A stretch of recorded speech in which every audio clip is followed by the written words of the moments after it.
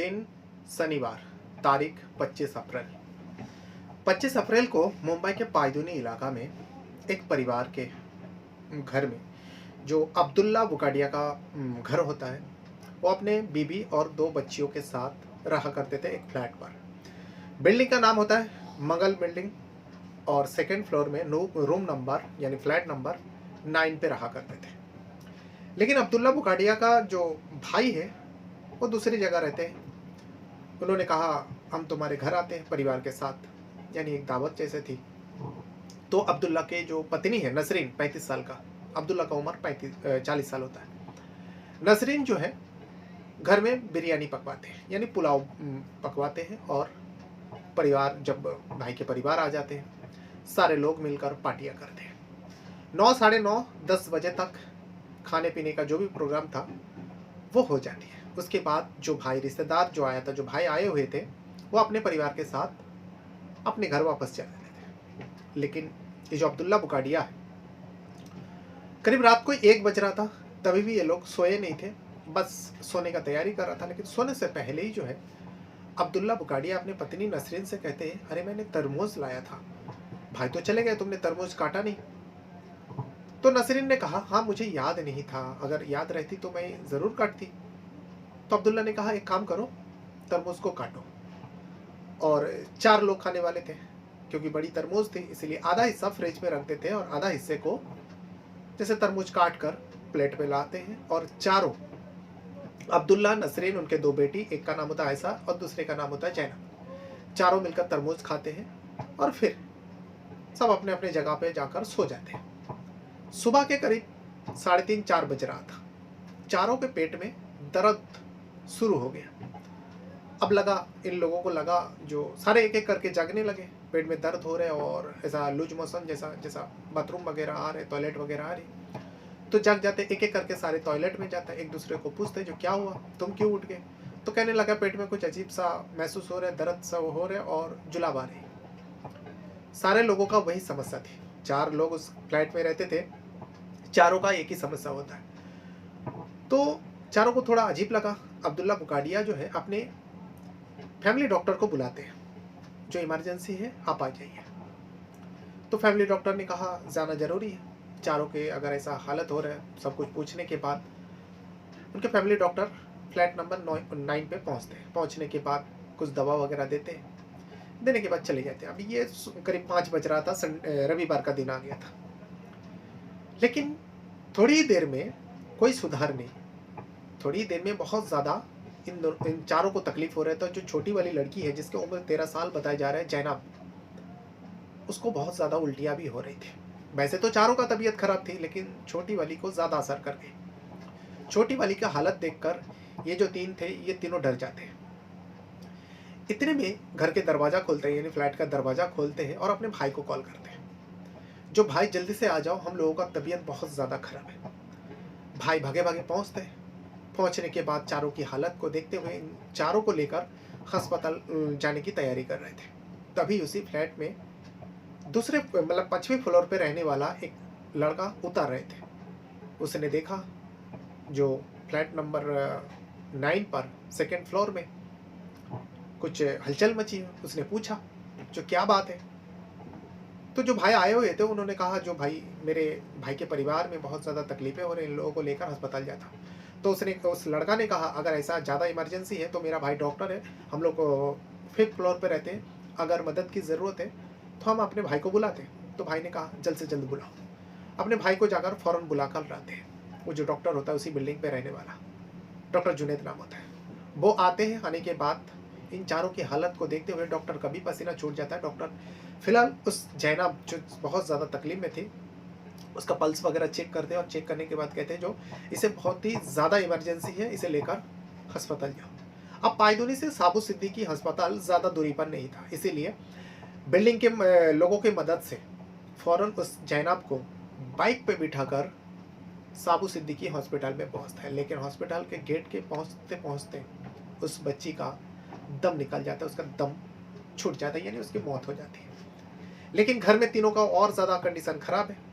अब इन तीनों को लेकर, अब्दुल्ला, नसरीन और आयशा को लेकर क्योंकि इन तीनों को बताया नहीं गया था जो जैनब की मौत हो गई। इन तीनों को लेकर एक बहुत बड़ा अस्पताल है, जेजे अस्पताल, सरकारी अस्पताल है, वहाँ पर लेकर जाते हैं। वहाँ के बड़े बड़े डॉक्टर थे, तो बड़े बड़े डॉक्टर ने फ़ौरन इन तीनों को चेक करते हैं, लेकिन दोनों की मौत वहीं पर हो जाते हैं। करीब सुबह के 9 बज रहा था उस टाइम। लेकिन अब्दुल बुकाडिया जो घर का मुखिया होता है, उनको थोड़ा सुधार आता है और उन्होंने डॉक्टर को बताते हैं जो क्या क्या हुआ था, सब कुछ बताते हैं। पुलिस भी आती है, जेजे मार्ग पुलिस थाना और जेजे हॉस्पिटल जो है साथ में जुड़े हुए हैं।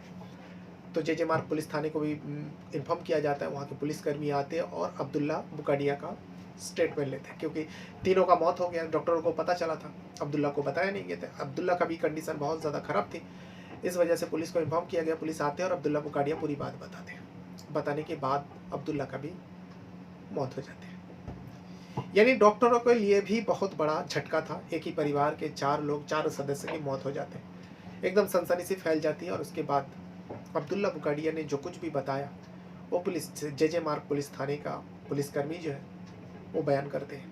दरअसल अब्दुल्ला बुकाडिया जो थे, उन्होंने कहा जो सैटरडे को मेरा भाई आया हुआ था मेरे घर में, इसीलिए मैं अपने पत्नी नसरीन को कहता हूँ जो एक काम करो, पुलाव पकाओ। नसरीन ने पुलाव पकवाए थे। उसके बाद हम पूरा परिवार मिलकर सब साथ में खाना खाए। खाना खाने के बाद मेरा भाई और मेरे भाई के जो परिवार है वो लोग चले जाते हैं। लेकिन मैं नल बाजार से, अब पायदुनी और नल बाजार में भी ज़्यादा दूरी नहीं है, बस करीब में ही है, आप समझ लीजिए 100 कदम की दूरी पर है। तो अब्दुल्ला बुकाडिया जो है एक बड़ा सा तरबूज लेकर आए थे। उस तरबूज को नसरीन ने काटा नहीं था और भूल चुके थे, फ्रिज में रखा हुआ था। तो करीब रात को 1 बज रहा था। अब्दुल्ला को याद आया। अब्दुल्ला ने कहा, अरे नसरीन, मैंने जो तरबूज लाया था वो तो तुमने परोसे नहीं, काटे ही नहीं, तरबूज कहाँ है?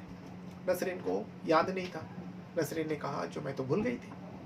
तो अब्दुल्ला ने कहा, ठीक है, कोई बात नहीं, एक काम करो, बड़ा तरबूज है, उसका आधा हिस्सा काट के लाओ, हम चारों खाते हैं।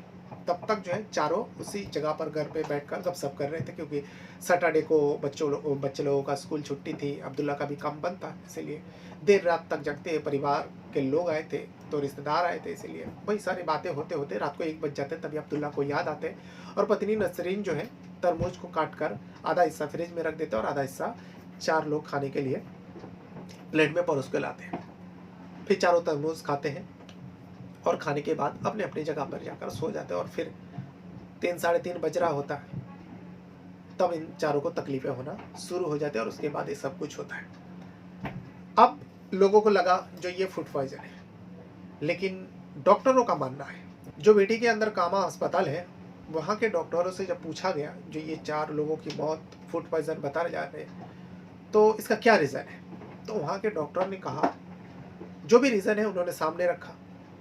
और जेजे मार्ग पुलिस थाने में जो रिपोर्ट दर्ज हुई, अब्दुल्ला ने जो स्टेटमेंट दिया, जेजे मार्ग पुलिस थाने का भी पुलिसकर्मी वो सारे न्यूज़ वाले को बताते हैं, जो उनसे पूछताछ किया गया, उनसे सवाल जवाब किया गया। उन्होंने भी कहा, देखिए पोस्टमार्टम रिपोर्ट अभी आई नहीं और बाकी वगैरह सैंपल्स वगैरह ले लिया गया। जो आधा हिस्सा तरबूज का था उसे भी जांच के लिए भेज दिया गया और घर के सारे चीज़ों को फॉरेंसिक एक्सपर्ट आया है, वहाँ के चेक करें क्या इसमें कोई किसी का हाथ है। लेकिन देख के लग रहा है ये कोई मर्डर वगैरह नहीं है, बल्कि एक फूड पॉइजन है, एक हादसा है। ये चारों का मौत हुआ, लेकिन इन चारों के मौत के बाद ही जो नल बाज़ार बहुत बड़ी फ्रूट मार्केट है, वहाँ से तरबूज एकदम से गायब हो गया। मुंबई के लोगों ने जब इस घटना के बारे में जाना तो सारे लोगों ने तरबूज खाना ही बंद कर दिया, बल्कि तरबूज तो मार्केट से एकदम गायब ही हो गया।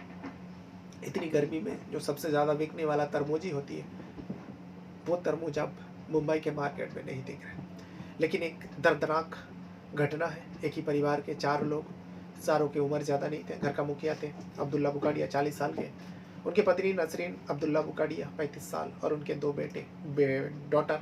एक का नाम होता है आयशा 16 साल की बड़ी बेटी, और जो छोटी लड़की है जैनब, उसकी उम्र महज 13 साल थी। चारों की मौत रविवार को सुबह 9 बजते ही हो जाती है। ये वो दुखद घटना है जो मुंबई के पायदुनी इलाका में घटी, जो साउथ मुंबई में आता है। अपने साथ साथ अपना परिवार का भी बहुत ज़्यादा ख्याल रखिएगा। और इस घटना के बारे में आपको क्या लगता है? क्या कोई साजिश है?